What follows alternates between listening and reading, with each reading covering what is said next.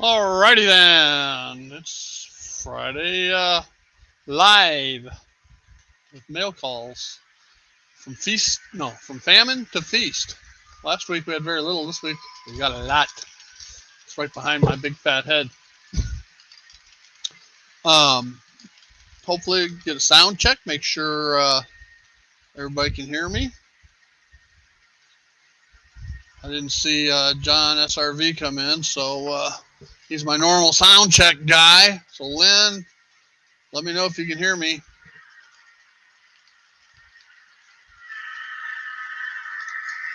Got two trains running at present. Hey, MD, how you doing, buddy? Welcome, welcome, welcome.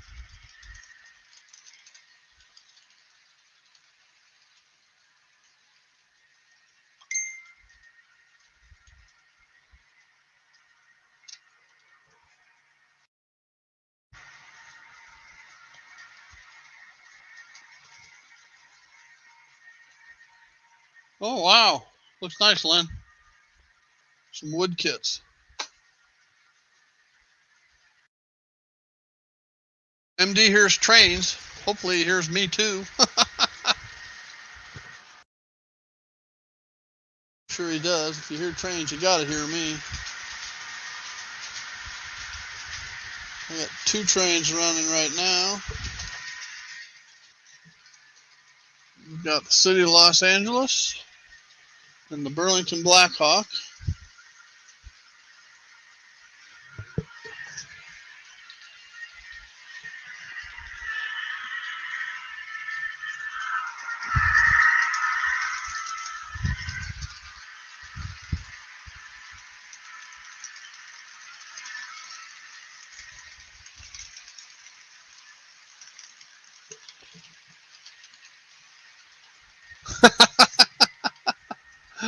Yeah, MD, okay. You're not the first.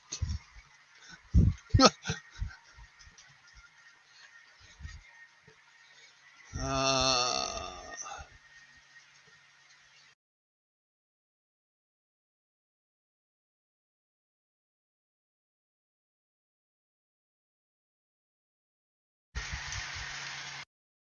Alright, got a third train running. Got the Burlington commuter.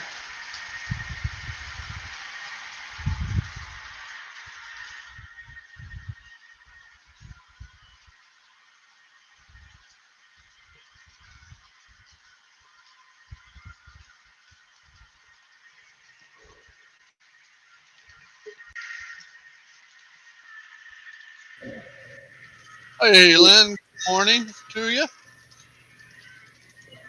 Wake up. I just got up, literally. Well, about 20 minutes ago.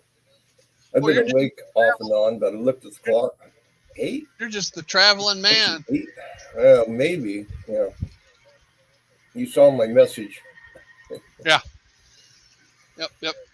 You know, we thought we had everything planned out, and the shuttle service, they say they have to have at least three people. Three. No, one, two, three. Three people. It's not worth it for take two people to LAX from Palmdale. So we will either be driving So down. what's the cost per person? I think it's like 120. Round trip? Yeah, with luggage and everything. Well, what I'm getting at, it may be worth paying the extra 120 and them just go ahead and take you. I'm thinking that so the other option, we may go down to LA tonight and get a room where we can leave the car. Yeah. Yeah, some hotels will work with you on that. Yeah, it's just kind of that was a bit of a shock last night. Hey, I don't have a mail call. We have a donation call. I Yeah, I sent saw you a that. pic. Um, the truck is full. I got to go out and unload it because it's already up to about 90 degrees here at 8:35 in the morning. But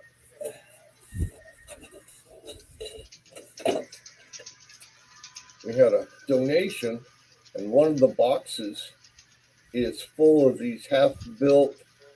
I don't know if they're S or ON something the other, narrow gauge. There's no trucks or wheels. Uh-huh. They're all wood. And I mean, they're nice, well built. Somebody did a lot of work on these. They didn't finish them, but I I got a showed you. siding that's dead. Oh well. Hey, Steve. Younger Steve. Yeah, MD. Literally, a day is half over. All right, now I want to do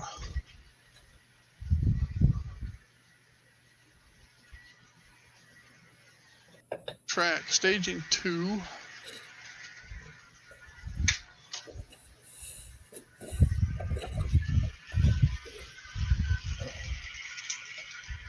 Here's one of the more completed ones.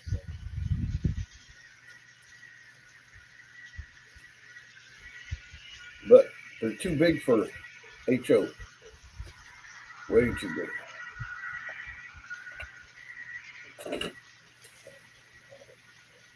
Steve, are you still there, or did you leave the room?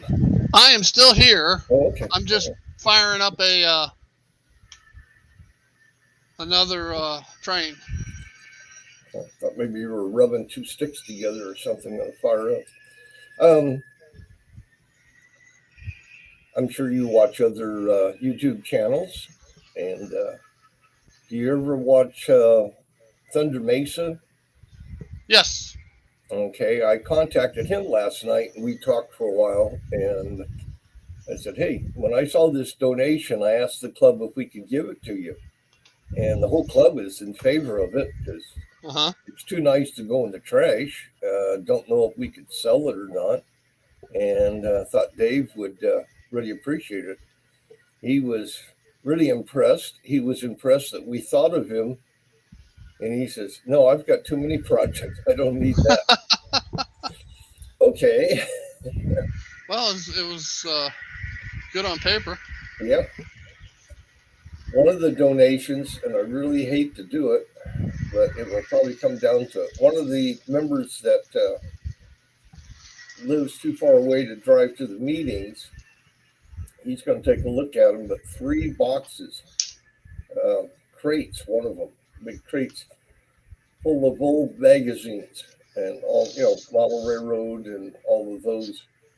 Uh-huh. Some go clear back. I saw one box, they're all black and white, not even color. That's how old they are. Okay. I'll be right back. I got to go around to the other side here for a second. Okay, hurry back. We'll be right here waiting for you.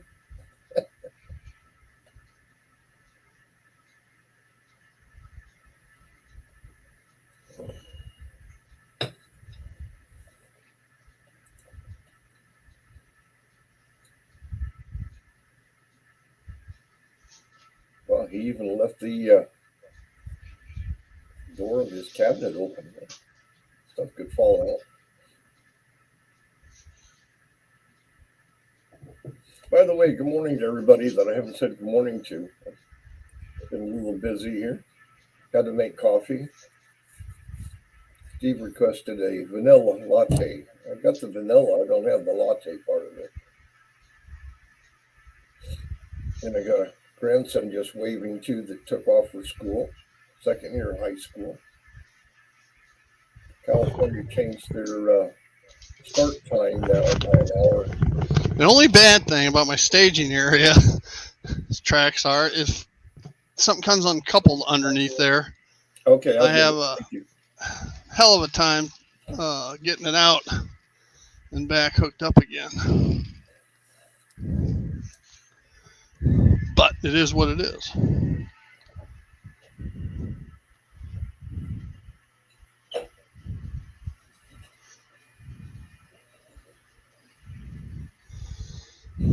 All right.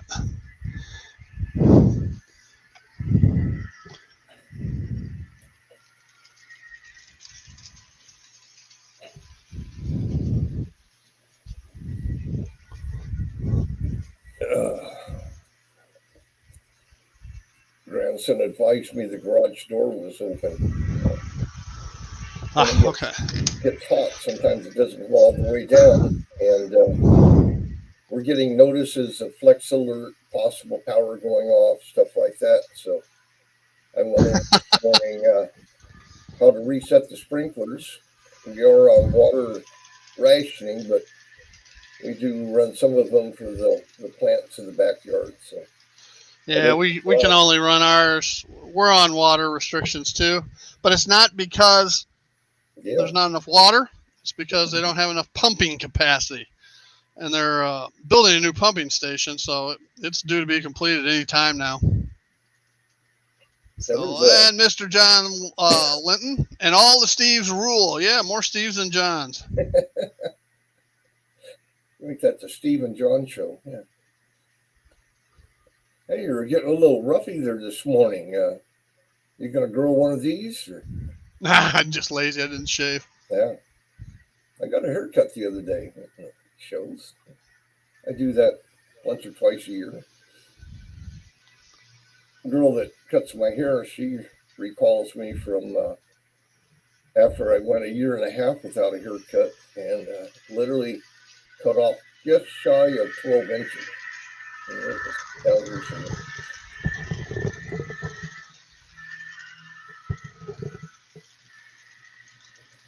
You know, I still got boxes of donations. There was some HO stuff, nothing to write home about. A lot of Tyco old, stuff like that. Tycos are fun to mess around with. Yeah. Oh, I'm not putting them down. I've got some that are painted up, look pretty nice, but these were they'd been used. Looked like it. But there were some building kits. Nothing great, I'd have to agree with Mr. Linton. You can never have enough Johns. Yeah.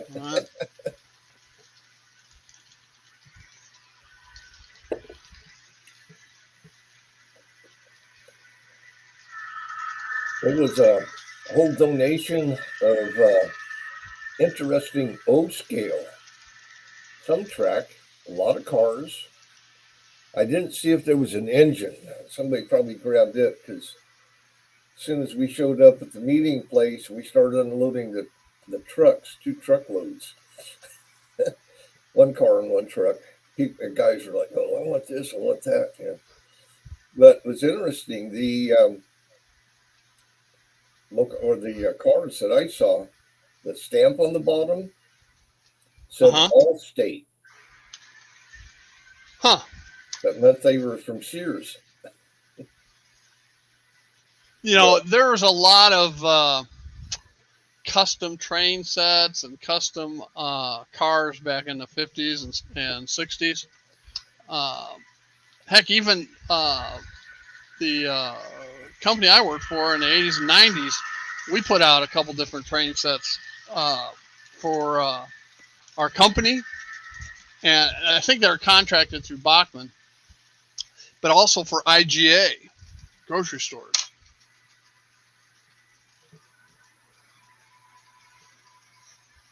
Hey, Jason. Good morning, Jason.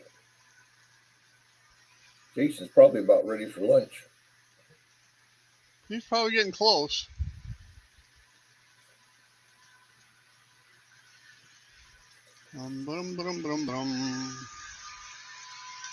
Anyway, kind of a nice haul. Can I show Jason the car? I'll show him whether you want to or not. Yeah, show him. That's fine. Jason, we had a donation to the club last night, a rather large box of, I'm assuming, old narrow gauge, but all wood. And it's a large box. I shared it with Steve earlier. I'll send you a picture. Just hold. Now we're trying to find a home for him besides mine.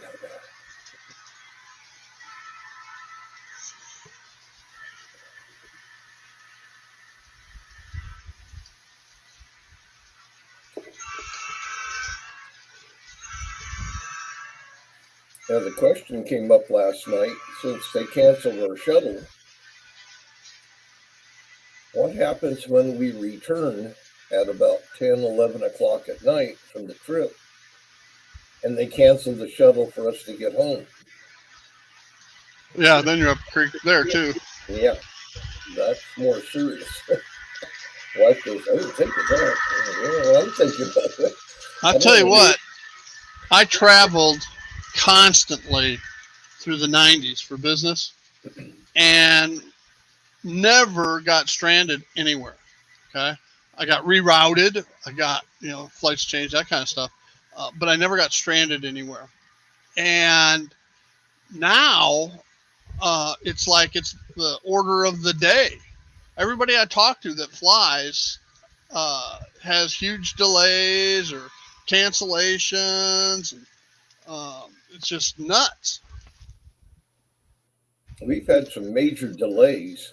It was a real circus, but we this would have been about almost 15 years ago. Went to a wedding in Little Rock and decided to spend a week and just see the sights and all that. We got ready to come home, went to the airport, Little Rock, turned in the rental car, went to check in her luggage and stuff. They had a ticket for my wife. They didn't have a ticket for me. We're like, and we print out everything. I got a whole stack of paperwork over here. Everything's online. We still print it out. Too many times we showed up at hotels and stuff. We don't have a reservation. Well, we got a piece of paper that says we do. Better find us a room. But yeah, that was the only one. The biggest delay, we were flying out of, or sailing out of Galveston. We got to the airport, and the plane we were supposed to take from Burbank, north of Uh-huh. Los Angeles, was delayed for some reason. And they said, well, we got another flight if you want to change. And it stops in Denver. We'll take that. So, of course, they changed the luggage, did all of that. And then the plane they changed the luggage to, the backup alternator wasn't working. And I guess it's nice to have a backup. So they Yeah. wouldn't let that plane take off. Meanwhile, the plane that was late showed up. So we went up to the ticket counter and we said, well, we'll get back on the other plane. They go, we can't do that now. Your luggage is already stashed away in the other plane. So we watched everybody get on the plane we were supposed to be on and take off, and we stayed there. And Yeah. In the old days, they'd say, yeah, but your luggage won't make it. But yeah, nowadays, your luggage has to fly with you. but well, we've had that too. We showed up once from a trip. I couldn't find my luggage. They had put it on a previous plane, and it was already there before we got there. That was only 4 or 5 years ago. But Yeah. this one I was telling you about, we they had to get a mechanic, had to get him out there, got him an alternator, got it installed, tested it. So we're taking off a couple hours late, and that was literally the fastest flight from Burbank to Denver. The pilot even said, we are flying at our maximum speed that they allow us to go. We're trying to make up for time lost. Yep. And they said all of those on board that have connecting flight to Houston, it was Houston, planes don't go to Galveston, that we request everybody let those passengers off first. They will be greeted at the gate and your connecting flight will be waiting for you. Okay. So Cool. plane lands, we jump up, grab our bags. There's about four of us. We get off the plane and there's nobody waiting for us. And it was, I think, Southwest, which is notorious for screw ups. you know, In all my years of traveling, Southwest was always the best. Really? Yeah. Yeah, We seem to have more trouble always. with them. But anyways, you got a cat? Do I have a what? A cat? Yeah. Because it's been walking on the back of your shirt. Probably. Anyways, we get to Denver. Nobody to help us, but we find the terminal, and there is a mass of people. And they are not happy people. They are yelling, screaming, everything. So we finally work our way up to the terminal because originally security or somebody told us gate 21, and there was nobody at 21. And then we found out reading the signboards it was gate 20. So we get to gate 20, and here's this mass of people. And they're all hands in the air and yelling and all this, papers, everything. We get our way up there, and most of these people were on their way to Japan and had been there for 12 hours.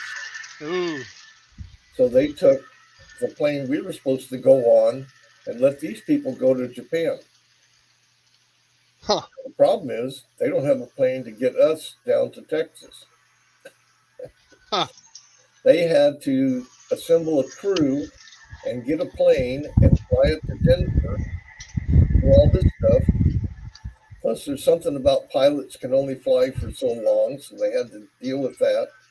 Yeah, there's hours of service for crew members. It's not just pilots, it's also the flight attendants, the whole crew. So, end of the story. We were supposed to fly out at Burbank at 8 in the morning, and we ended up getting into our hotel room in Galveston at just past midnight. So we Oh got my. Plus, we had arranged a shuttle from the Houston airport to Galveston, and the guy kept messaging us, "Are you still coming? Are you still?" Yeah, poor guy waited for us. And typical southern storm, pouring rain, lightning, and all like this. And I'm sitting in the front seat. Fortunately, my wife was in the back seat, had all her luggage. He's just tooling along, talking about Texas, pointing stuff out Yeah. to us. And I'm looking at the speedometer and tachometer on the vehicle, and all of a sudden you see him go, we were hydroplaning. Oh He boy. was, he was doing probably around 70, 80 miles an hour, and there was so much water on the road that the wheels were spinning. Yep. Yeah, we may get there. Jason was saying that Southwest has their own airport in Dallas. Yeah, Dallas Love Field. I think some other airlines fly in and out of there on a limited basis now. But there used to be what was called the Wright Amendment. And what it was is when they justified building DFW, they said, okay, any airline that wants to stay at Dallas Love Field, that's fine, but you will only be allowed to fly within the state of Texas and adjoining states. Okay. So, like, if you flew to Chicago, as an example, you'd fly out of Dallas to Oklahoma City, then you'd have to you have to get off the plane, go get your luggage, recheck your luggage, and oftentimes you're getting back on the same plane. But that's dating back in the early 90s. Yeah. It's not that way anymore. They repealed that amendment. Same thing's true, Jason, in Houston. Houston Hobby is like 90% Southwest Airlines. And that was their model. They always flew, when they went into a big city, they would go to the old small airport and get it up and running again. Same thing happened Chicago Midway. When Midway Airlines collapsed, Herb Kelleher was meeting with the Chicago Airport Authority, and the airport authority said, no, you can't, because Northwest Airlines has the right to all the gates. And but Northwest had no plans of operating any planes. So Herb Kelleher said, I can have flight operations in 48 hours. The airport authority said, no, you can't. He said, sure I can. They said, where are you going to get all your equipment from? He says, I already have it in a warehouse 2 blocks down the street. So the airport authority revoked the gate rights for Northwest Airlines, and that's how Southwest got into Chicago Midway Airport. And then in New York, they originally went into Islip Airlines. I mean, Islip Airport. And they've done that at a number of different places. Showing off your billboard. Oh, yeah. Cool. I've got a whole collection over here. I got one here. Well, it's not quite done yet. I won't show it. Well, yeah. I'll share this one. Seeing how he's in the... That's where their headquarters are, too, Steve. Not just the hub. That's their headquarters in Dallas Love Field. Can't get it to focus. Anyway, you can see it. Oh, yeah, Jason Jensen. Yeah. All right, should we do a mail call? Anybody want to see some of the goodies from this week? Absolutely, yes. All right. Well, let's start. Of course, the Caboose Stop Hobbies was a big haul. So I'll go back here and get the first item. I watched them last night, and you mentioned it that there was more and more people going on there. Yeah. And everything she held up, somebody put that number up. Or you betcha. I mean, it's fun to watch. I mean, listening to Carol and Ian go back and forth. Somebody complained about it. I think it's hilarious myself. So anyway, y'all may remember back in July from Caboose Stop Hobbies, I got this Burlington GP 35, all right, for $15. Unbeknownst to me, it's a dummy, okay? And that's fine. I don't have a problem with that. Well, a couple weeks ago, that was back in July. A couple weeks ago, 2-3 weeks ago, they had a Blue Box Jeep 35 powered chassis. So I for $15. So I jumped all over that. So between the shell and the chassis, I'll have a like new Jeep 35. Now, couple things. Whenever you, and most of y'all probably already know this stuff. When you're buying an old Blue Box locomotive, you can almost bet that the gears are bad or are gonna go bad. The axle gears. So I've already taken this apart and changed out the axle gears. I always keep spare gears. All right, ATH 60024 gears. I always keep extra packs of those. Certain, I keep KDs, I keep axle gears, I keep some other stuff too. Screws, middle wheels in all sizes, 28, 33s, 36s. So that when I get something, I've got everything I need. I keep extra plastic trucks as well, and I'll show you why here in a minute. So anyway, these are real easy. I've already changed out the 4 axle gears on it, but it also, I can see looking down, it needs a motor mount. One of the motor mounts are bad. So I keep extra motor mounts too. So I'll replace, only one is bad in there, but I'll go ahead and replace both. All right. And I've got a, was it 9 pin? 10 pin? 1, 2, 3, 4, 5, 6, 7, 9 pin harness that I'll go ahead and get it wired up, and I'll get the sound harness. I got one of those too. I'll get those wired up and ready to go, and then all I'll need is to plug in a decoder. So anyway, I thought that was a pretty good find. Yep. And it runs great. I put it on the test track. You got to be a little bit careful when you change the gears out, because when you put them back together, if you don't get them right, they'll bind real bad. So I got that, and this one did, and but I got it fixed. That's not a problem. You just got to test it before you put it all back together, totally. So anyway, on these, for those that don't know, you strip off a lot of this stuff, like this piece here. You strip that off. This light assembly. All right, I'll strip it off, and the bulb. All right, now I'll leave this and I'll modify that to help hold a speaker and also the headlights. Because whenever possible, I like the lights, the LEDs, to be connected to the chassis, mounted to the chassis and not to the shell. That way when you take it apart, it's a whole lot easier. And I'll build a harness on the back.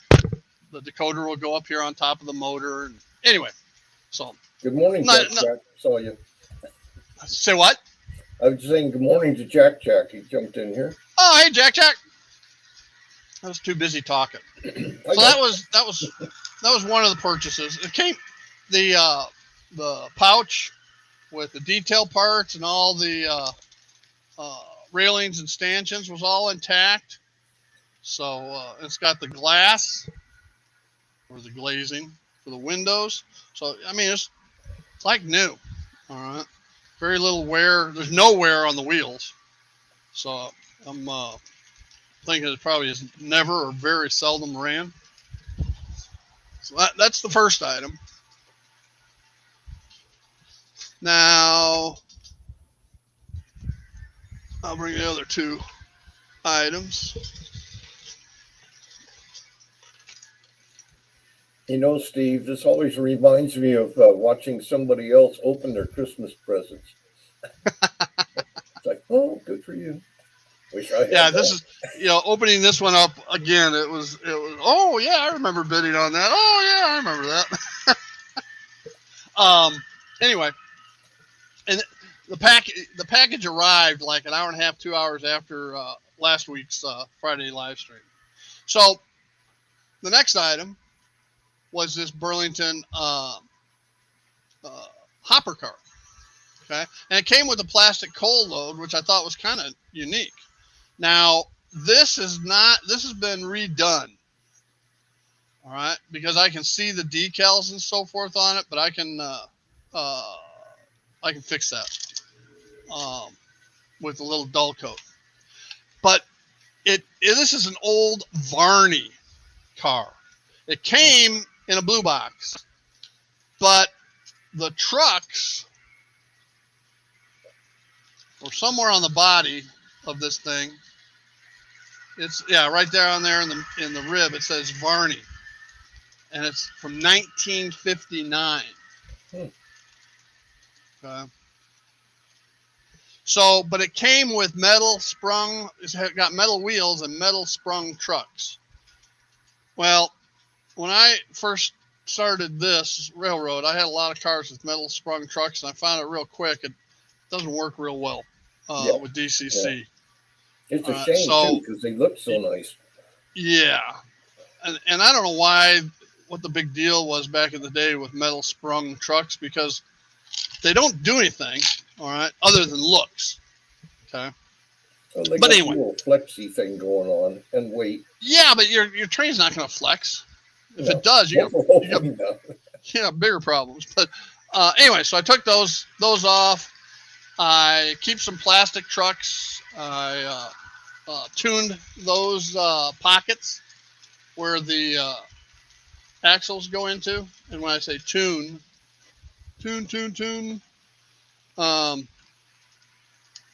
these tuning kits, I've got the one from DCC Concepts. All right. Mm-hmm. And what it does is just carves out the inner pockets. So it doesn't bind and the wheels turn freer. So I put those on with metal wheels and the KD couplers, and I'm going to take this coal load out and make a gravel load since it's a 2-bay hopper. So that was another item in the big box.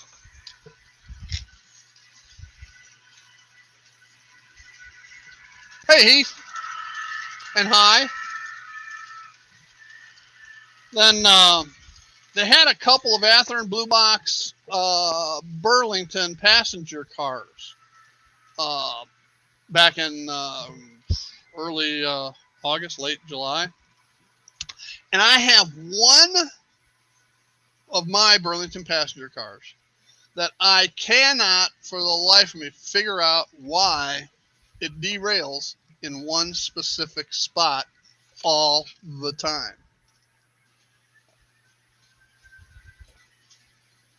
And as I was sitting here,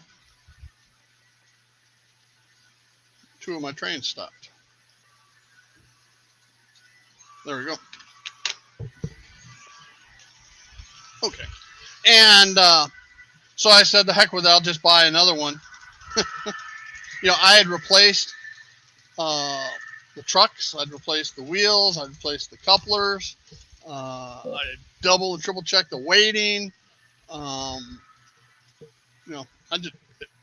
It always derailed in the same spot.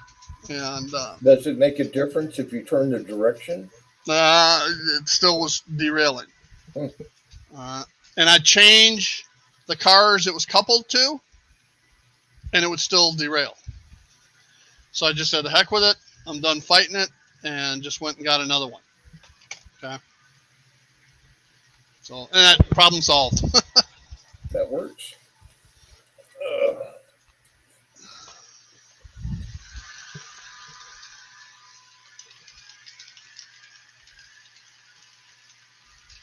What have we missed on the chat?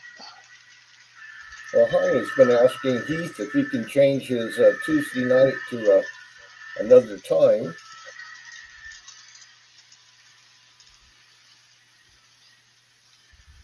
I'll tell you what was funny. I think it was Saturday night. Is Jason still on?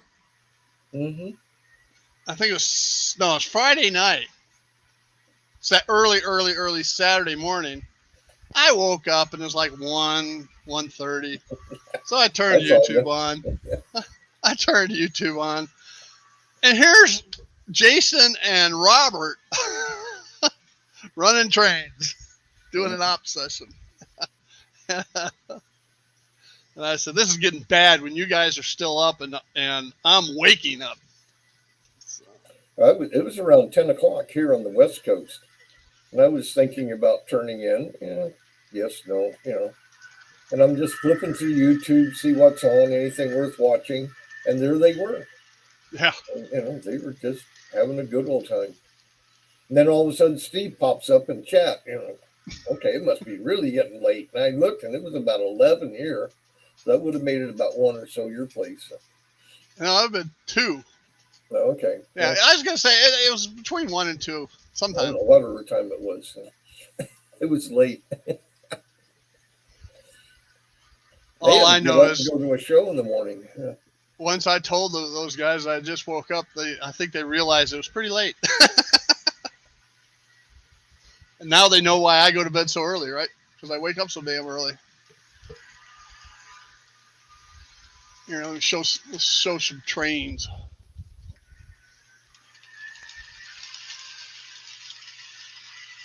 Maybe. Yeah, if we make it to the airport and we make it to the Mediterranean, and better yet, if we make it back, I have less than 5 days that we have a train show in Santa Barbara. Hey, Joe.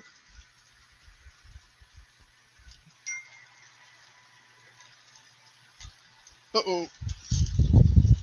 Sure, I changed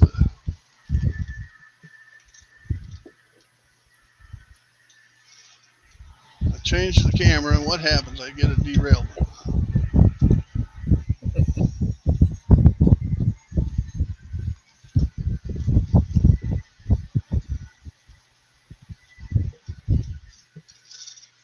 I like the weathering on those passenger cars. It looks like the weathering that I use. It's natural. Yep. It's 40 plus years in the attic. Then you got a fingerprint on top of it. It's like, yeah. Oh, rats.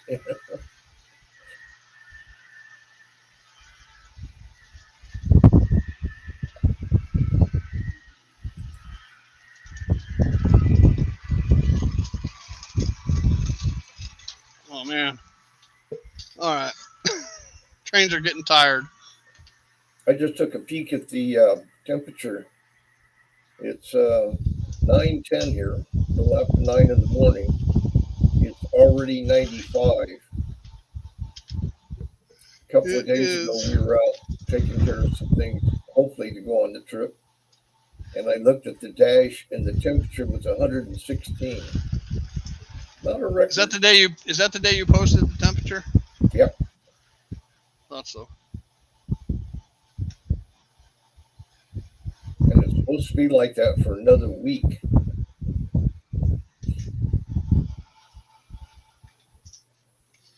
All right.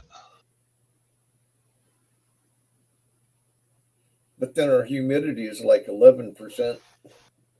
Yeah. So it's a dry heat, just how you You feel it. know, that's the type. That's the type of weather that will dehydrate you in a heartbeat Yeah. because you don't realize you're sweating because you're sweating and evaporates all at the same time. Sadly, on the news, they are finding people just alongside the road, or there was a couple the other day. Somebody noticed a car parked, so they called the sheriff. Sheriff went out. One person was in the front seat, and the other one was sitting next to the car. And the car broke down, and they literally died from the heat right there. Yep. Yep.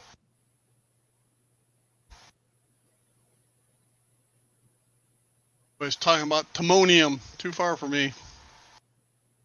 Too far. Although I think I'm going to go to the NMRA next year in Dallas.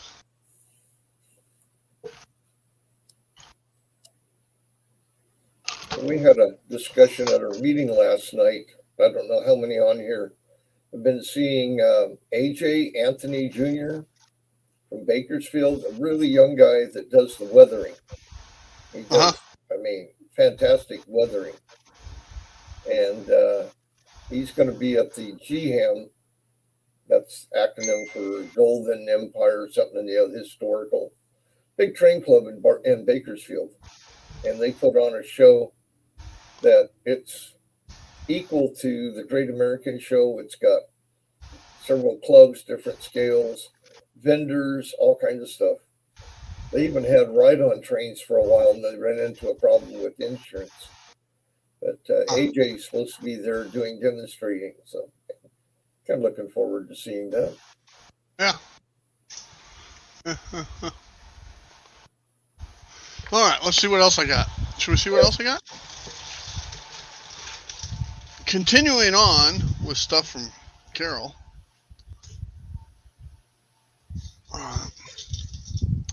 I needed.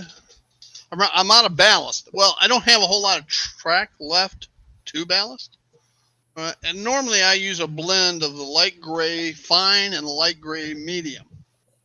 But Caboose Stop didn't have the medium, so I just picked up two fines. And because I am putting another siding buried for Union Station. Plus, I need it for gravel loads and some touch-up work here and there as well. So I still need a shaker of the medium too, light gray medium ballast. Yeah. So I got both of these, but this wasn't on the show. This is just something I had them add to my order.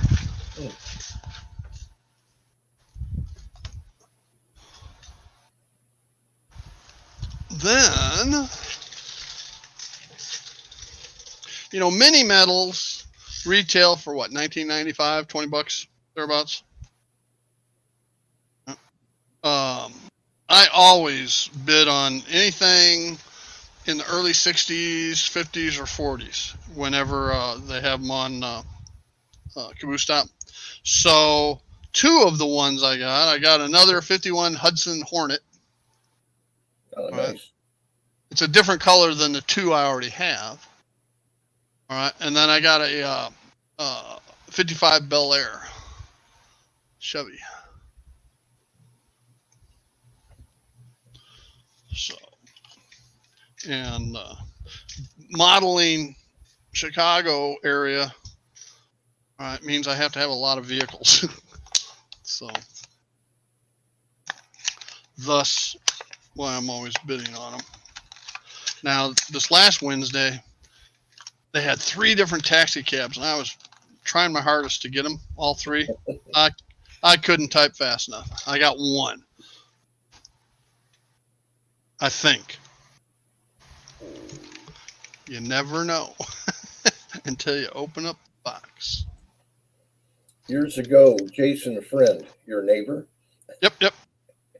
at the Bakersfield show, he came across a Pacer. Remember the fishbowl car, the Pacers? Yeah, AMC Pacer. He had the hardest time keeping people from walking off with that. I mean, they would see it. You got a Pacer? Yeah. There you go. Well, It's my Mirth It's my Mirthmobile. Garth. Yeah. Party on, Garth. His was more generic, plain, but. Well, that one was too until I redid it. Yeah. I stripped it down, repainted it, added the. I tried to decal the stripes, the fire. That didn't work out too good. So I just hand painted it. I'm not saying it worked out any better, but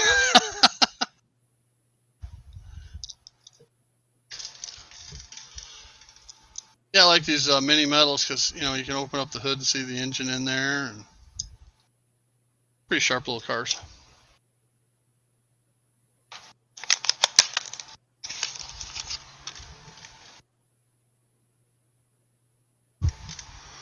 Boy, everybody's pretty quiet today.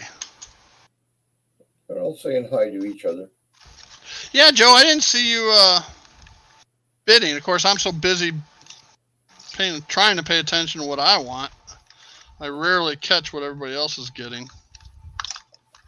I haven't bid on anything yet. I've seen a few things, but she'll show something that catches my eye, and I'll be thinking about it, and she's gone on down the. They don't waste time, and I understand. That's the way it works. But I'm like, do I really want that SP that she showed 5 minutes ago? Yeah. Well, you can always go back and replay, see if anybody bought it, and if not, call her and still get it. Yeah. So, yeah, they had, I think it was a Proto 2000 Jeep 7 or Jeep 9 for Burlington, and I was tempted, but hell, I've got 3 locomotives now. I got to put decoders in. So.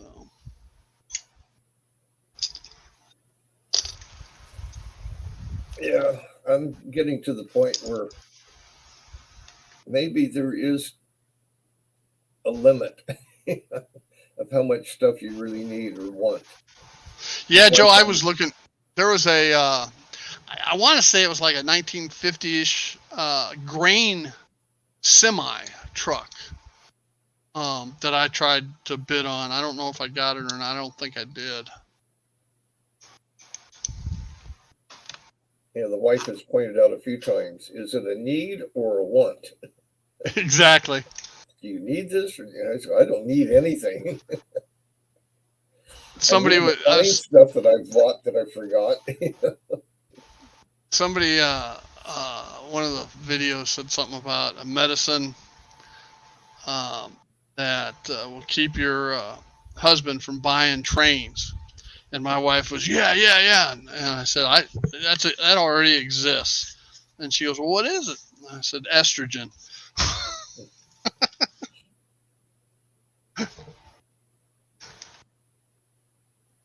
Although in today's world, there's girls that like trains too, so.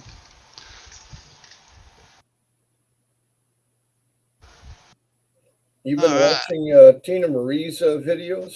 Yeah, always. Yep. Always watch hers. And Peter Lloyd Lee gave her a good plug here. What was it, yesterday? Yeah. So she gave you a good plug. Yes. As a person that encourages her. So one of the train shows, our private train show. In fact, when we had the meeting last night, Elks Lodge, this guy walked in.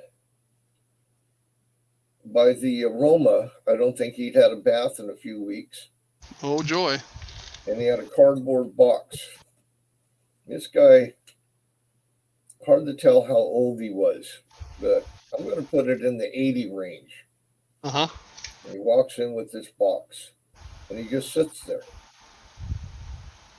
And we're running trains, and people are running around and talking. So I went over and kind of held my nose and, what you got in the box there?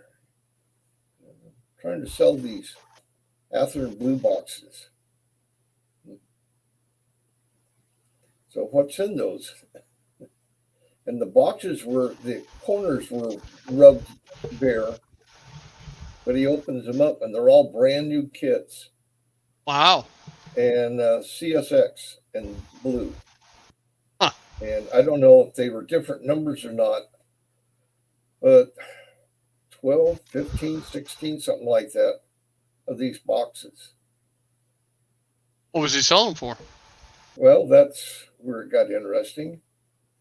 So I unfortunately tried to get the best deal.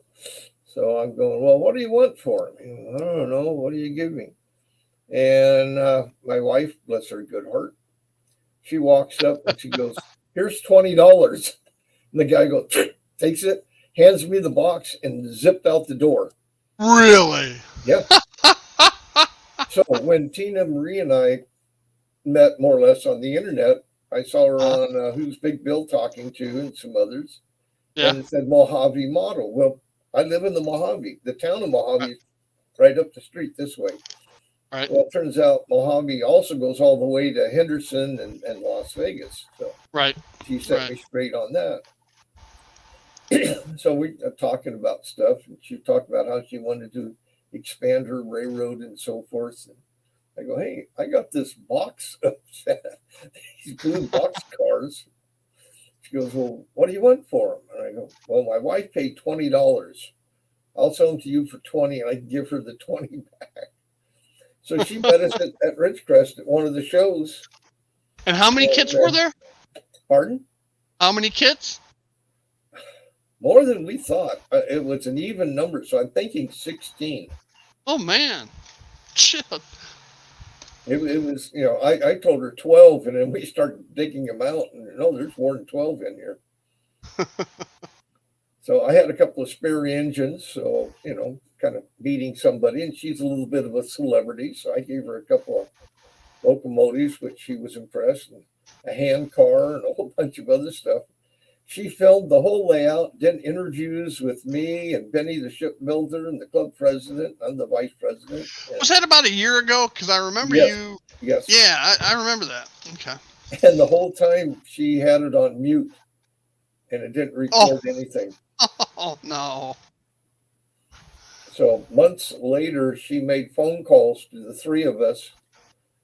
And I asked her, I says, is it going to be, like a old Japanese Godzilla movie where you go, she goes, no, we'll, but she never did it. She never, I don't know. She's got other fish to fry. I wasn't going to bug her about it. Yep. All right, let's take another two. Excellent. All right. So the next one, and of course, when these things are in the pizza boxes, you can't really see what they are. And if you wait for them to say, it's too late.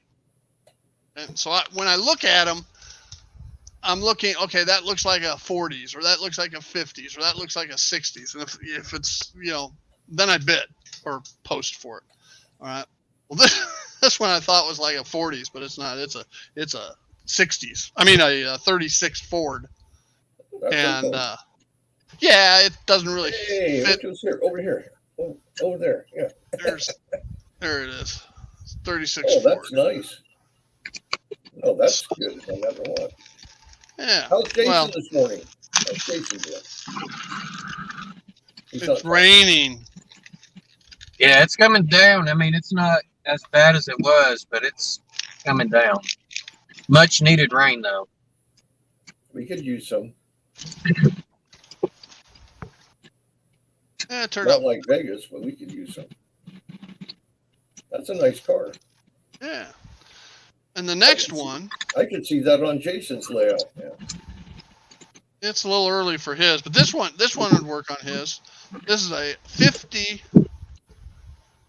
Dodge Meadowbrook. Ooh.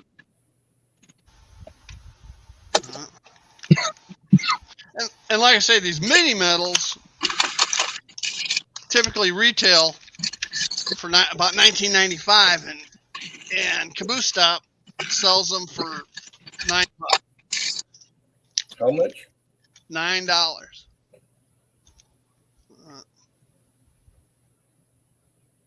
So I was real happy with that.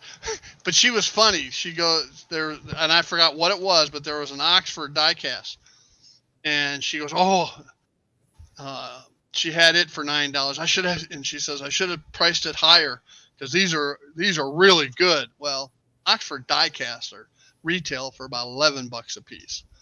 All right. So she had those priced right. She just the mini metals she's got probably low for the brand new, even if they're old stock. And another Amber Alert! Yay! Amber or silver? This one was Amber. It's a kidnapping down in Dade County, which is 200 miles away. Yeah. 200. In your neighborhood several years ago, but before I met you, I saw the freeway signs that said silver alert. Yeah. I'm like, what's a silver alert? Never heard Those are of the people. Those are the elderly that go driving somewhere and can't figure out how to get home. Yeah. Hey, Lynn. Yes. How far is your mic from you? Because I can hear Steve very well, but I can barely hear you. And Jason's very loud. About this far. Does this work better? No, your mic volume is real low. I lowered yours. You were way high. I can probably change you, Lynn. Let me. Oh, okay. Yeah. Let me. No, it won't let me edit his. Why won't it let me edit his? Oh, it's because it's on automatically adjust. All right, say something now, Lynn. Something now, Lynn. Is that any better? Any better? Huh. I could speak up, but the wife is still sleeping in. I've got doors closed and everything, but I try not to get too loud. Comments about that. I don't know if I can do anything on my end to improve it. Well, I know earlier when I was watching, I had to turn the volume up when you were speaking, Lynn, because it's like Steve's up here and you're like way down here. Is this any better? Because I went to settings, I have it at maximum. Yeah, a lot of times it's how far away you are from the microphone. Yeah. So the mic is built into the camera. Yeah, that's my biggest challenge is for my videos is audio. Yeah. Audio is it's a toughie for sure. You know, you think you got it right, you don't change it. Next video you do, it's not right. So. Are y'all picking up the sound of the rain in the background? Not really. No. Okay, that's good because it's really loud to me. All right, let's see what else I got here. I got 2 more mini metals. Really, Jason, nobody wants to hear me anyway, so, yeah. Oh, look, This one's I haven't seen that in a while. This one's a 55 Ford.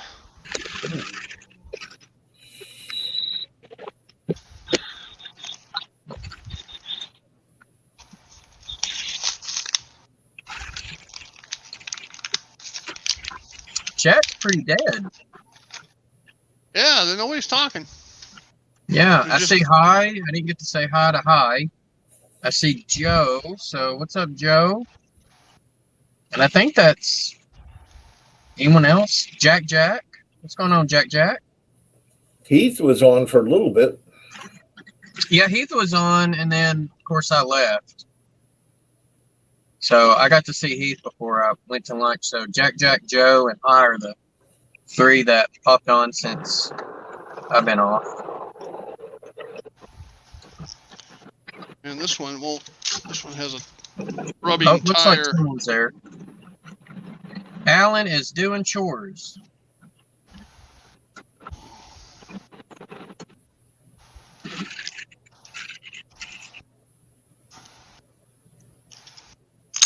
All right, the next one is a 1950 Plymouth. Well, goes with your Dodge. Yeah. There are subtle differences. The name.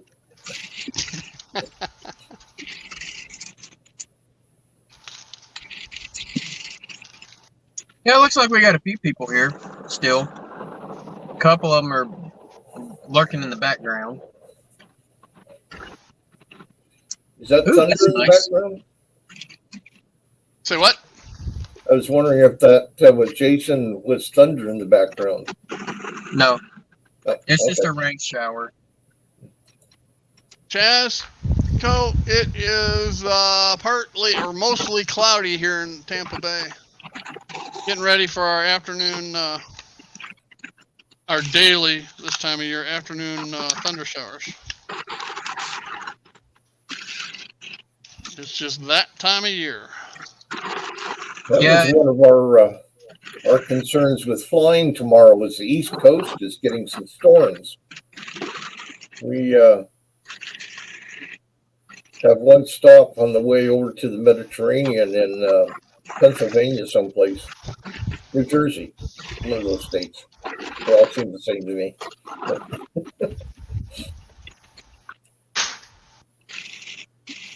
Well, I know, like, we got a wave, but it's not storms, it's just rain. But we got a wave of rain coming through. It's supposed to be out by 1:30, 2 o'clock my time. So, which I'll be looking forward to because I got to go home and hook up the camper because we're going camping for the weekend. Oh, cool. Where are you going? Murfreesboro, Arkansas, which, for those who don't know, it's the only active diamond mine in the United States. I've been there. So we're going to go dig for diamonds. My wife Cool. has dug for dang in the mud. And it's supposed to rain all weekend, which supposedly makes the diamonds rise up. Mm-hmm. Well, the mud goes down, but yeah. Yeah.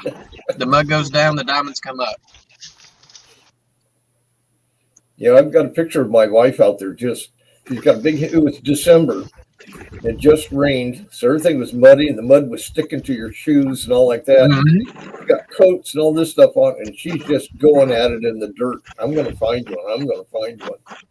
I spent about 5 minutes and went, yeah, I'm not digging in the dirt. It ain't dirt, that's mud. That's the clay, sticky, nasty stuff. But it was fun. Been there. Yeah. I've been by there. I've never stopped in. That's down by Hot Springs, isn't it? It's a little bit southwest. Yeah, but it's down in that neck of the woods. Yeah, because we went to the hot springs after the diamond field. Yeah.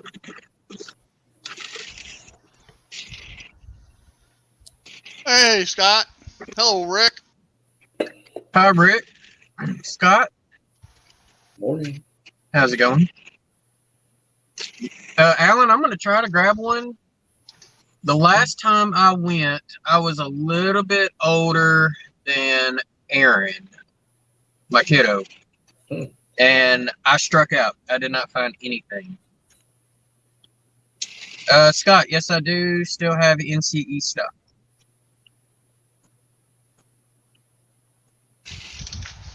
How you coming on selling your stuff, Jason? Sold quite a bit at the train show. Oh, good. Good. I I didn't sell never enough, heard. I though. was hoping it would. Yeah. But I did good enough at the train show that I was able to buy another locomotive. and I bought like 4 or 5 pieces of rolling stock, and I still made $100.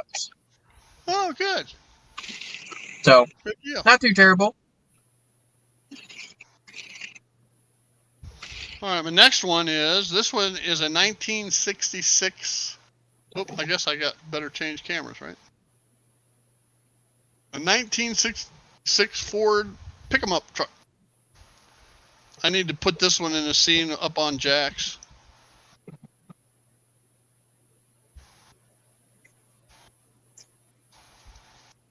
Hey, OTR, what's going on, man? Hey, what's happening, OTR?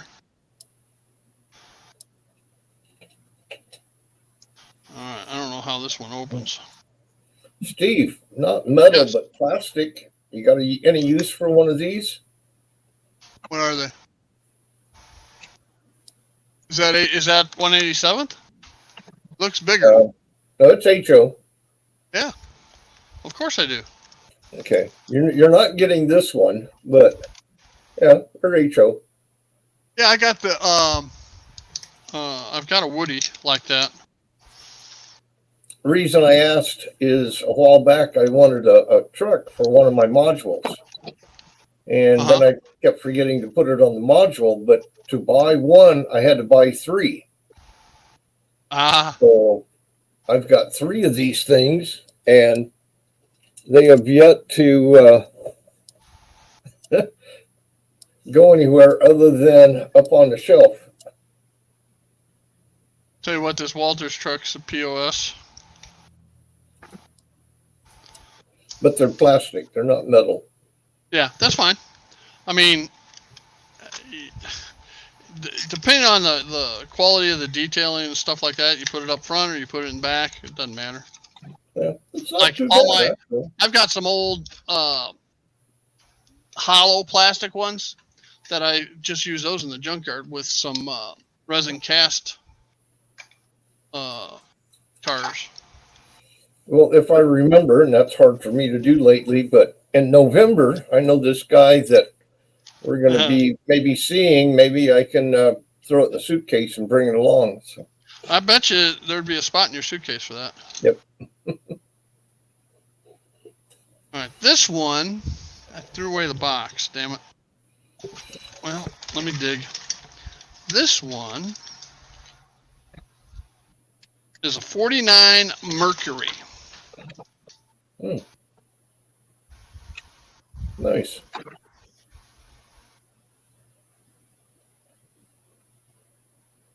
What was the Sylvester Stallone movie where he had something similar to that? Got me. I can't think of the name of it, but it was a 49 or 50 Mercury that was all souped up, customized, and all that. And then the movie it was like a bullet type movie. But there's one point where he's chasing the bad guys and he goes airborne, and not just airborne, but it actually does a barrel roll. Oh, wow. Totally destroys the car. Of course, he gets out. I'm fine. You remember those old Uniroyal tire commercials with Uni, Roy, and Al? Stunt drivers, and the cars were painted up for Uniroyal colors and everything, and they'd have them up on 2 wheels and doing all kinds of stuff with them for the commercials. Oh, I did get a vehicle at the train show too. What'd you get? A 1958 Edsel. I got one. Oh. It's a Oxford Models. Yes. Right here. I wonder if we got the same one. No, mine is a different color.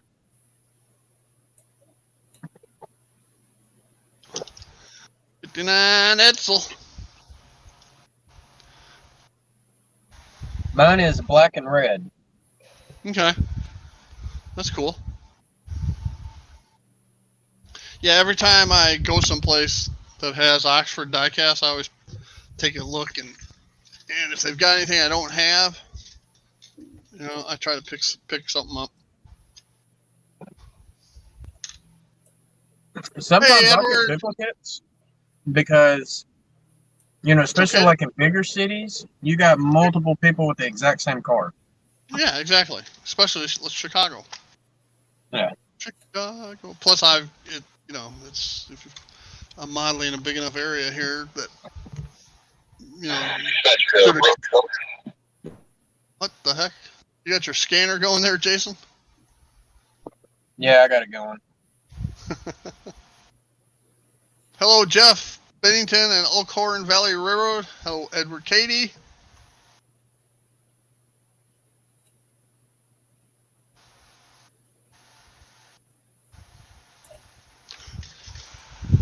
Now that was everything I got from Caboose Stop. All right, that was everything I bought in the month of August.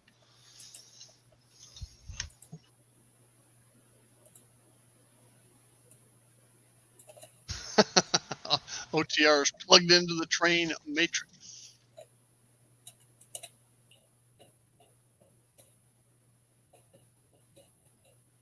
Yeah, I did get a couple other things.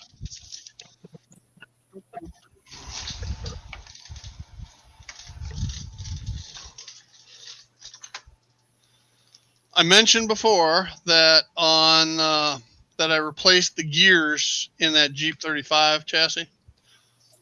Well, I used up all my spare gears, so of course I ordered some more gears. So I got 2 more packs. There's 6 per pack. I got 2 more packs of gears. And every now and then you'll see somebody on one of the boards ask, "Well, what kind of gear should I get?" Blah blah blah.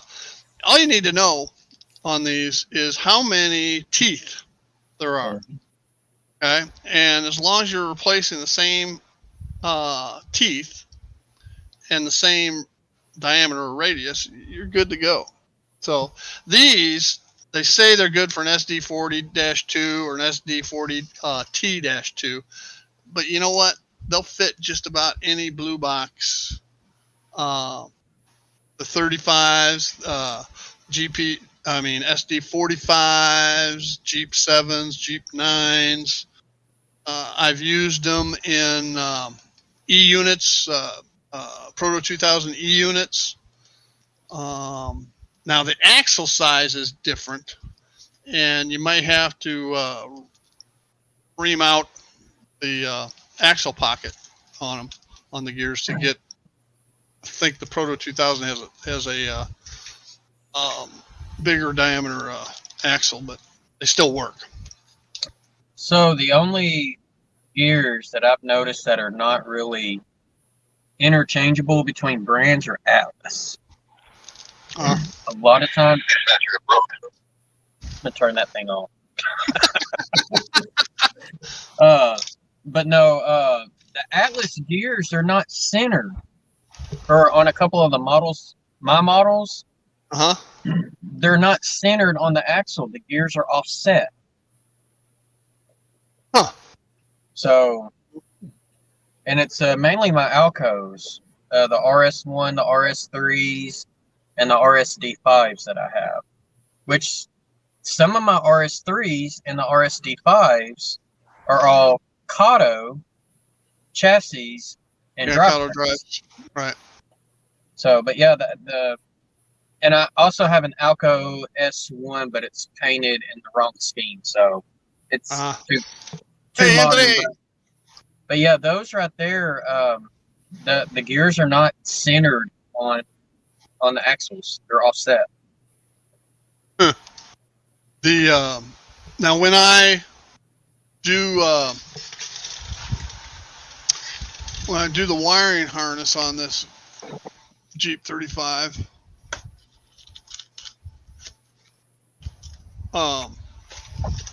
what I do is I chop off this metal piece right here, and I cut it down the side, and then I drill a small little hole in there to feed the wire through, and I solder directly to it, And on the SDs, the opposite side, you can, the fireman side, there's more metal and you can direct wire to it too. On this Jeep, there's no room to direct wire to that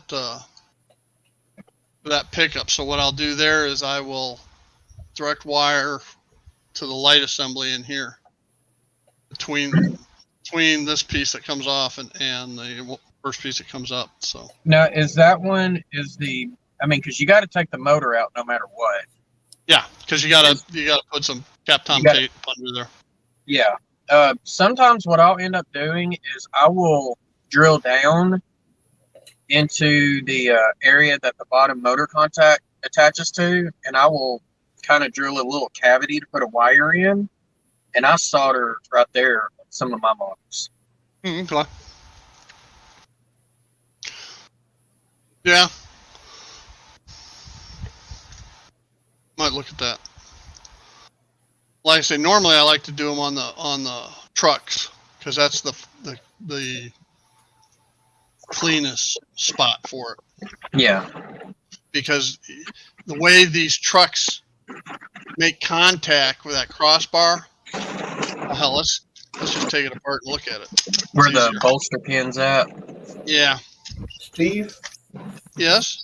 I'm going to step out for three reasons. One, give you more room so we can see what you're doing. Okay. I need to get another cup of coffee, and I got to start unloading the truck or stuff is going to melt out there in the heat.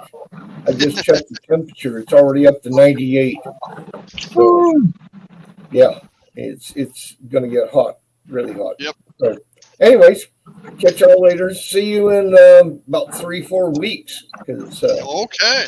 We're going to be gone for several Fridays, and then the train show at the Santa Barbara Zoo, that setup is on Friday, so I'll be gone for a while. I'll be around. I'll check up. I don't know if we'll be able to pick up broadcast in Greece and Turkey and all those places that we're going, but we'll see what happens. So That'll be fun. Jason, Steve, everybody else, see y'all later. Bye, Len. Take care, Lynn. All right, so I've popped the keeper off of here. Hey, Steve, if you want to, there should be a camera option on StreamYard where you can make yourself real big and me small off to the side. Like that. There you go. That way it'd be easier for everyone to see what you're doing. So I've popped that keeper piece off, which allows me to take the truck out. And if you look, what Jason was talking about, the bolster pin on the frame goes in that little hole there. And what OTR just said was he solders to these little rivets on the side frames, which is another option.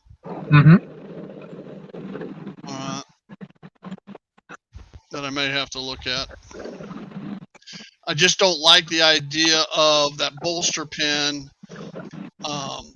If you look at the underneath side, you can see what I'm talking about right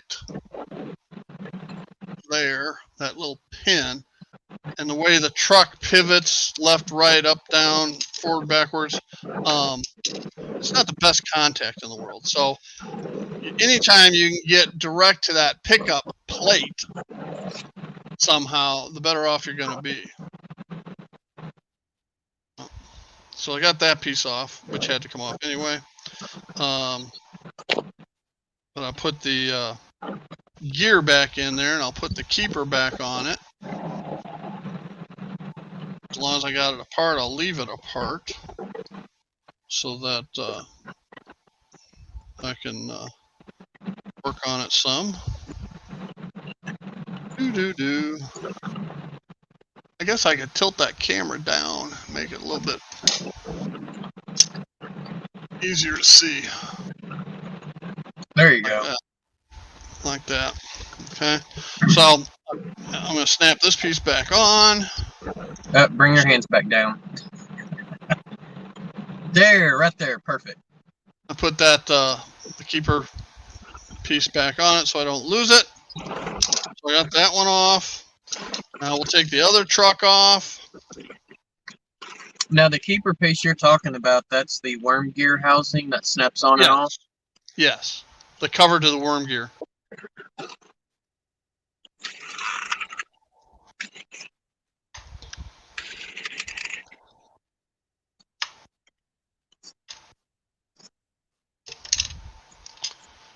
And I'll pull this one off.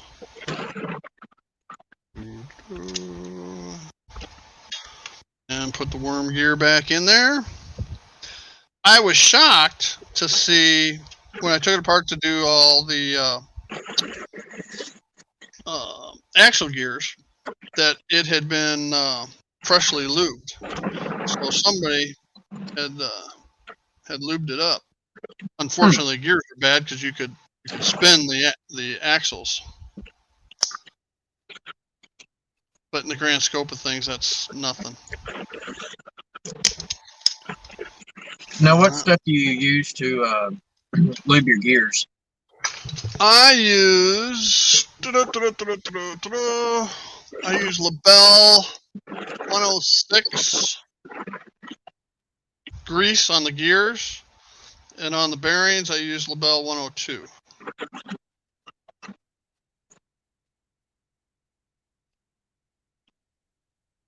I've never used their stuff. I've used the stuff from Woodland Scenics.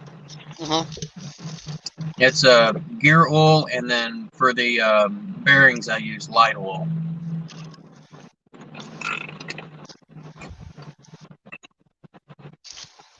If I was a betting man, they all come from the same place. Now, the gear, the stuff that you're using for gear, that's more of like a grease or a... Yeah, it's made from vegetable oil, if I'm not mistaken. And it's just a little. It's not thick. Yeah. All right, but it's not oil. Okay, so that's the only stuff that would be different then, because the stuff I use, the gear oil. Can you see that there? Yeah, I can see it. It's still translucent. It might be the same stuff. Who knows? And Labelle has different. What's the word I'm looking for? Viscosities of the grease and of the oil. All right, and that's what the number changes are. Just changes in the viscosity. All right, so the next thing is to pull the motor. Okay. All right, while you're doing that, I'm going to say hi to a few people. I see Opa Dodge pop in. Yeah. Jeff Bennington and Elkhorn Valley Railroad, welcome. Edward, Happy Valley Hobbies is here. We've got Witchcraft John, that's Mystic Railroad. Mystic. Yep, I told him ever since he moved up north, he traded off the voodoo for witchcraft. So, well, as I took this apart, the other motor mount was bad too. And then Heath wants me to say the word oil for next tire. Oil? Yeah, oil. Oil. That's just about as bad as my mother-in-law, which she's from Virginia. She says the word fire, but it's far. Far? So I told her, say the fire's far away. She goes, the fire's far away. Yeah. Got a cousin's wife up in Louisville, Kentucky. Yeah, she was on for an hour. Yeah. All right, boy. These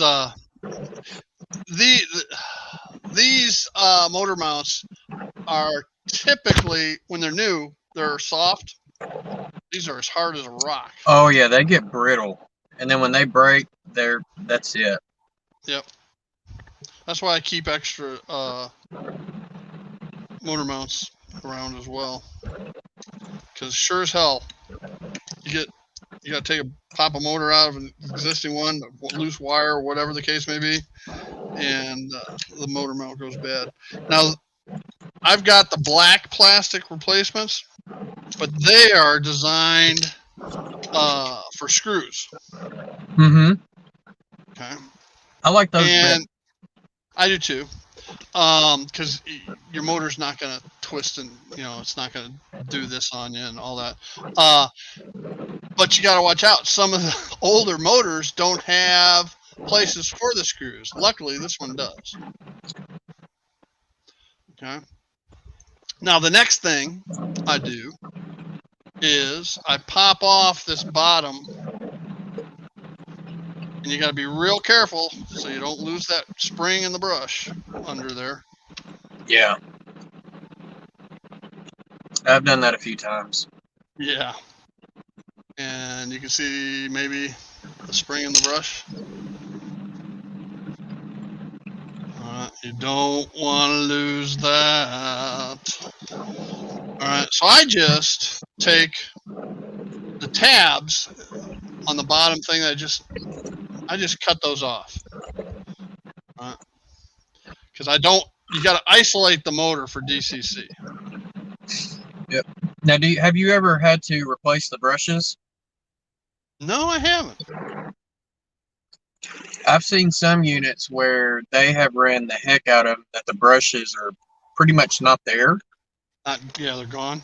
And yeah, it's fun because it's like when you take the thing off, the spring isn't really as sprung because the brush is not as thick. Yeah. But it's like a booger bear trying to put the new brush in and then, get the spring on because you're not used to all the extra tension. Yeah. What's left of the brush is more like a wafer. Yeah. All right. So now you can see I've cut the tabs off it. And now I will put this back on. Popa Dodge says, so Steve is saying his older motors have problems with screws. Oh, the fun in twisting that into something. No, the older motors do not have places for screws to mount with the new motor mounts. See, the old motor mounts, well, I destroyed it. The piece that pokes through the chassis. Let me put it on here. So basically, in a nutshell, what Steve is saying that on the older ones, if your motor mount's broke, you're screwed. No, you're not. Until you get your replacements. Because it still fits. All right. If you look in there now, you can see that this one does not have the motor mount. That one does have the motor mount. Okay, and the screw goes in there and holds it firmly in place. That said, with or without the screw, this motor mount will mount onto the motor. Yeah, but not the old originals. Okay. Yeah, because it'll still go on the old motors. I got one in here. I think I've got an old motor in here somewhere. I'm talking about the ones that were before they started using screws. Yeah, I am too. I'll show you. Okay. Oh yeah, I got a couple in here. OTR says hot glue works fine. Nope, this one's got the screw pockets too. Oh, that's interesting, Joe. Joe says that not that he only flattens the tabs, but he'll swap the top and bottom contacts as well. Interesting. He'll swap the bottom, and why? That's a good question. Why, Joe? We'll wait for your response.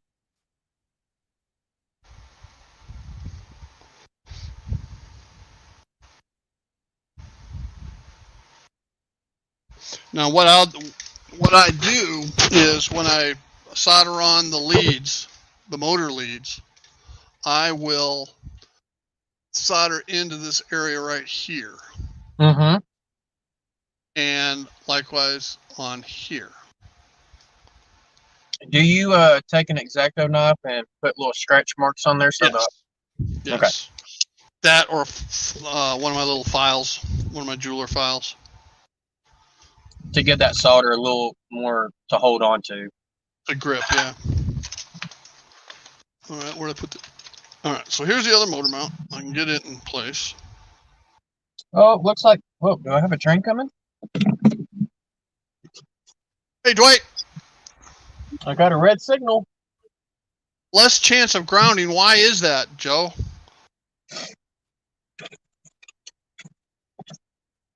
What I did was the little nubs from where I cut it off, I just took pliers and pressed them down. So it's flat all the way across.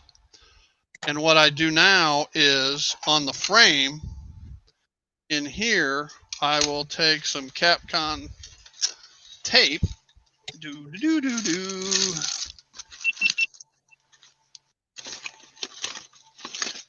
All right, here.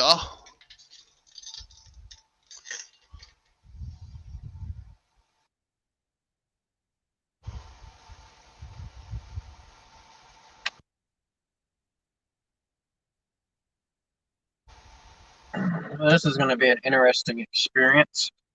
What? Fixing to get out in the rain. Oh, you're going to try videoing in the rain? Yeah, why not?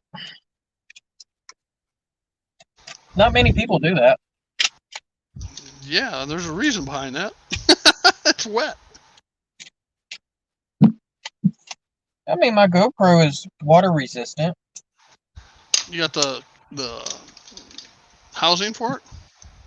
No.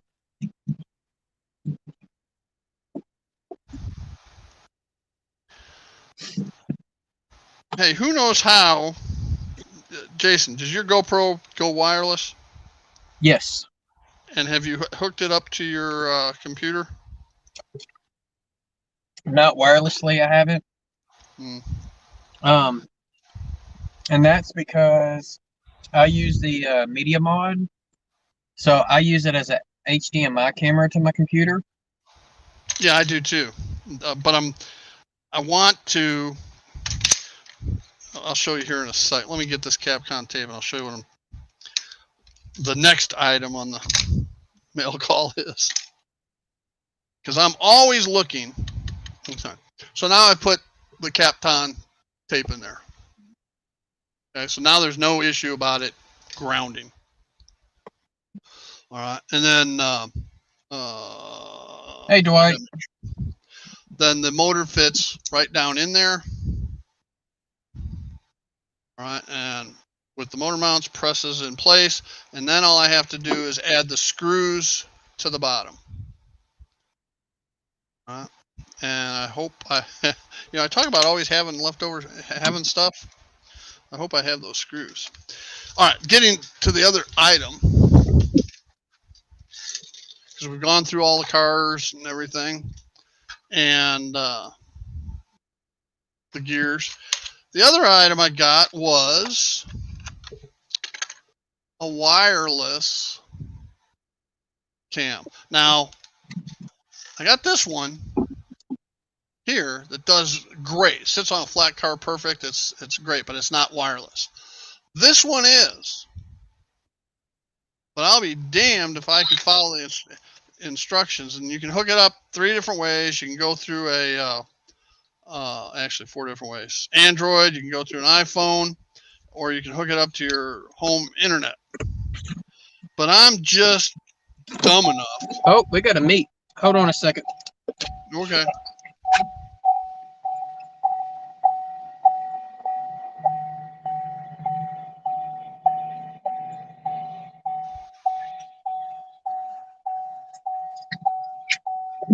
All right, you there? So anyway, I'm just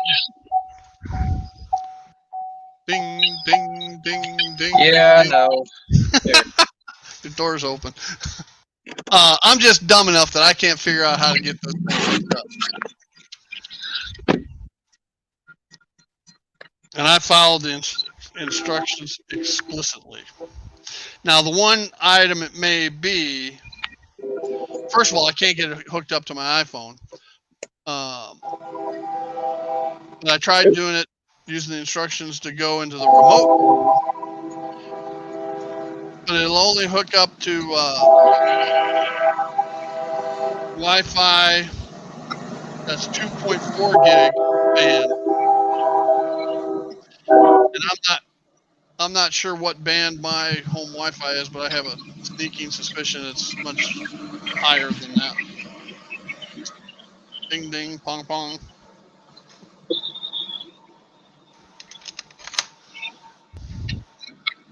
So I would reassemble it, but I have to get in and solder the leads to the motor and to the chassis and to the trucks and do all that kind of stuff. So I just figured as long as we're all here, I would take it apart and show you what the basic. Anybody that's never done a DCC conversion on a blue box are actually pretty simple. We can continue it probably next week if I get a decoder for it. Actually, I won't need a decoder. I just need the wiring harnesses, and I can take a decoder out of a different one.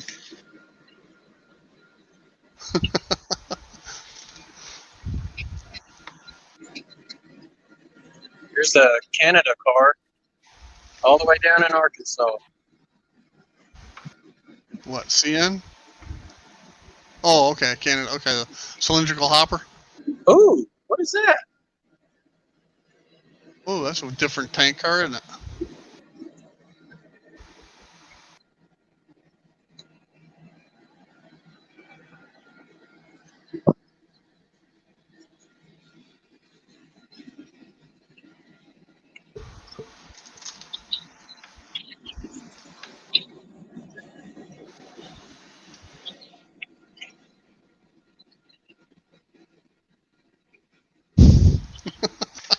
OTR is counting the cars.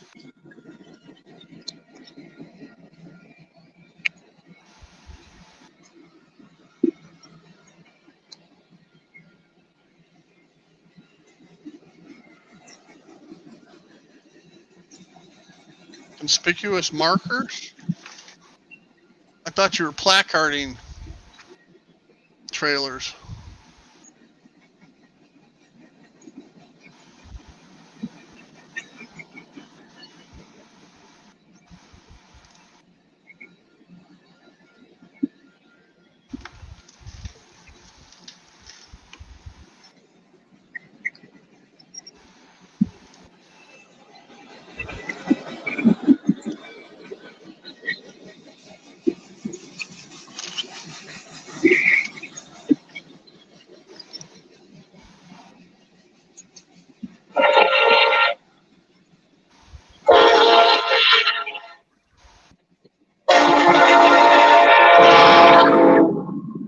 Oh, wow. That's cool.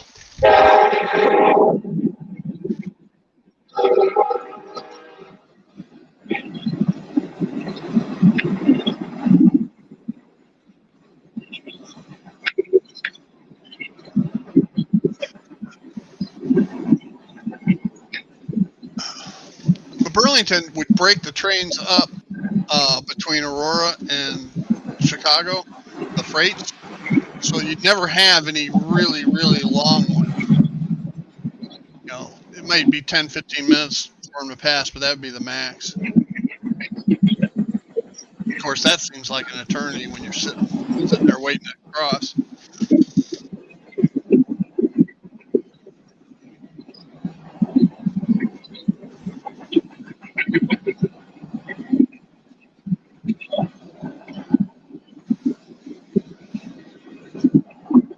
Water in black? I don't get it, Steve.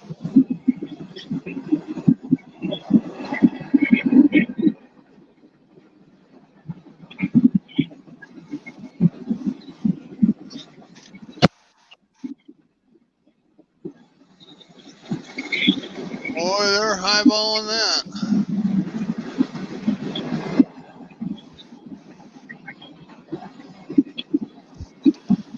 Yeah, next time somebody says I run my trains too fast, I'm gonna say you ought to see the prototypical.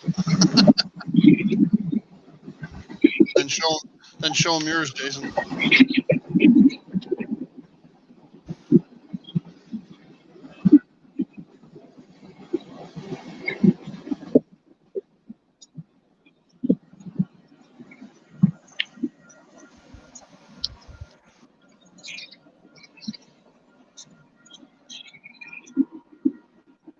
All right, you there? Yep. Took 6 minutes of recording. Not very often I get a train meet. Sparky speed. Ugh. I'm a little soaked now. Standing out there in the rain. Yeah. Yeah, you look a little Yeah, I'm just damp. just a little, not too bad. A little damp. Yeah, just a little bit. It's just an afternoon dew. There was some UP equipment on that front train that I've never seen before.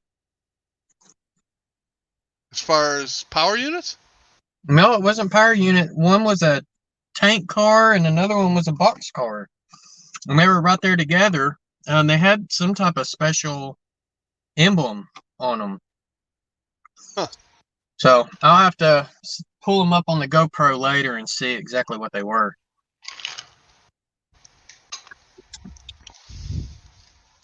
Probably something built special for special use. I have no clue. The wet freak. Yeah, the wet freak. That's right. I'm freaky wet, that's for sure.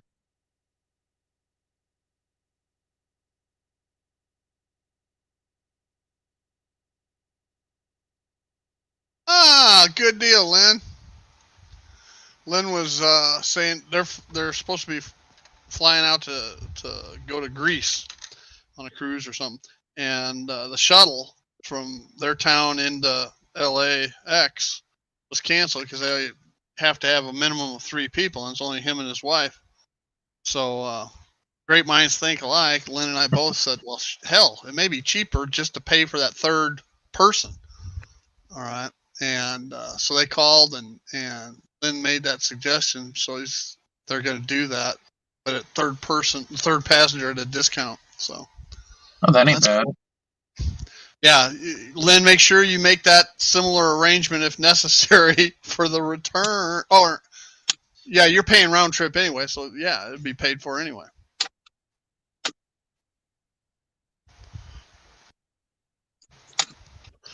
Third passenger is Lynn's beard.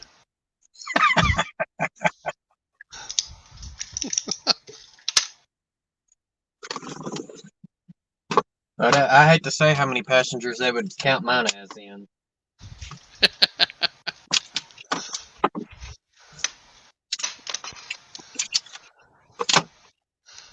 Lynn said I was looking a little scruffy today, and yeah, I noticed that. It's like you and the Razor had an argument or something. I'm retired. I don't care. Hey, JB. JB says you look wet. Yeah, I'm a little wet, that's for sure. Well, John, you just missed a train meet. That You was have pretty to cool. go back about 10 minutes. First locomotive, or the first train, the southbound one, had a CN unit on the point. And then it wasn't moving real fast. It was probably moving maybe 40, 45. And then that northbound unit came up, and it was moving about 55, 60. I noticed since they put the new rail in, the top of the rail has a slightly different profile.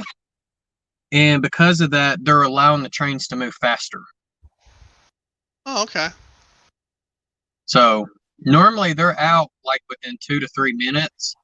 This one took a little longer because you had one coming south, and then by the time it was close to being finished, then you had a northbound come in at the same time. So 2 trains, 6 minutes. That's not too terrible.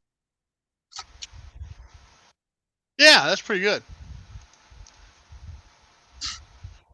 I'm reading some emails. Today, actually yesterday was the kickoff day for the grace period ended for the HOA for residents to get their shit together and comply. So. And how is that going? One of my neighborhood reps that goes around and helps with inspections. Yeah. He just does one of our 7 neighborhoods, okay, and probably 100 homes, 125 homes, and he turned in like 80 violations.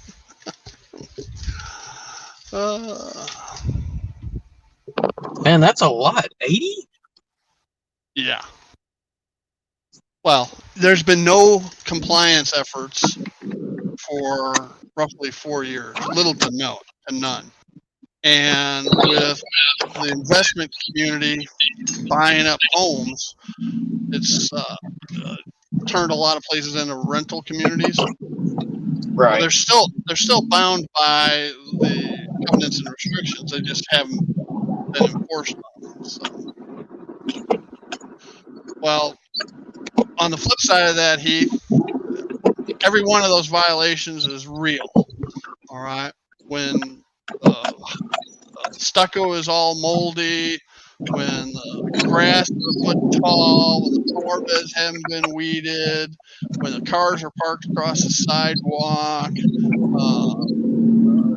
the sidewalks aren't edged, the list just goes on and on. So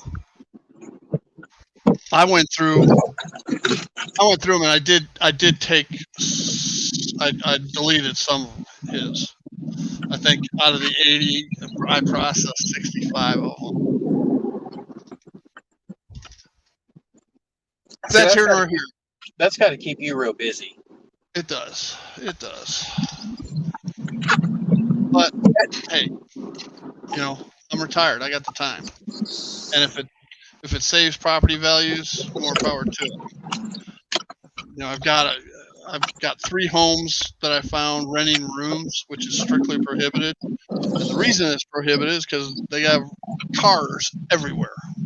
Okay. On the grass, parked overnight on the street. Our streets aren't wide enough for it. So in other words, their house is what we call a mini car lot. Yep. I call them apartment complexes because that's what they look like. So here nor there, it's not trains. So let's change the subject. Yeah.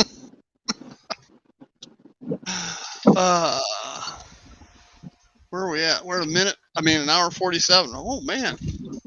Yeah, I'm on my way back to the office. My lunch is just about over. I'll probably finish up this chassis as part of a tip of the day. And get it out next week. I won't have a decoder for it, but it'll be all wired up, ready to go. You gonna put sound in it? Of course.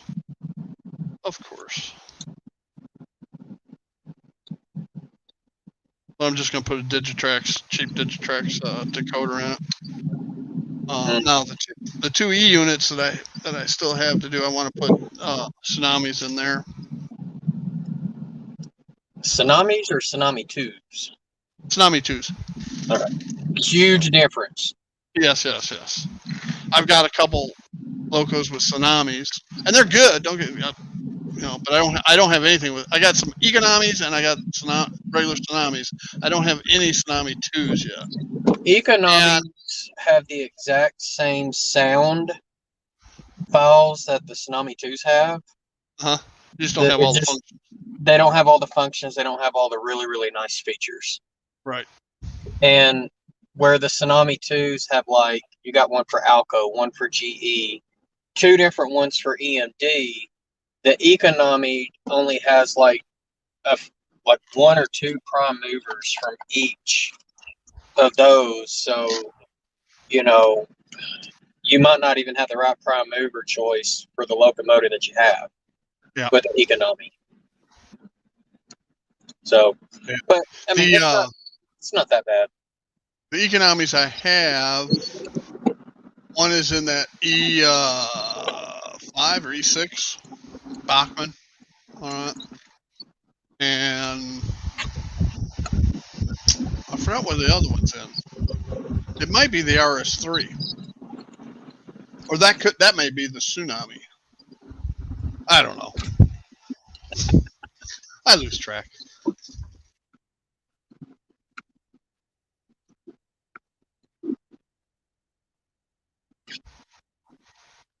Well, I'm seeing blue skies, All right, blue skies. so and it's not even raining anymore now. So it's like when the trains came through, it's like it took the rain with them. Yeah, yeah. What time is it? 1:30, 1:20. Yeah, Yep, I got 10, 20 after 1, your time. Yeah, 20 I gotta after go 1, meet. my time. Yeah, I gotta go meet with one of my neighborhood reps at 2. Well, I'm going to go ahead and sign off because as soon as I Yep, turn you here, do. I'm pulling to my parking lot. So, All right, Jason, thanks for joining us. We'll talk with you later. absolutely. All right, Hey, y'all everybody, take care. we're gonna call it a stream. So y'all take care and have a great day. Bye, guys.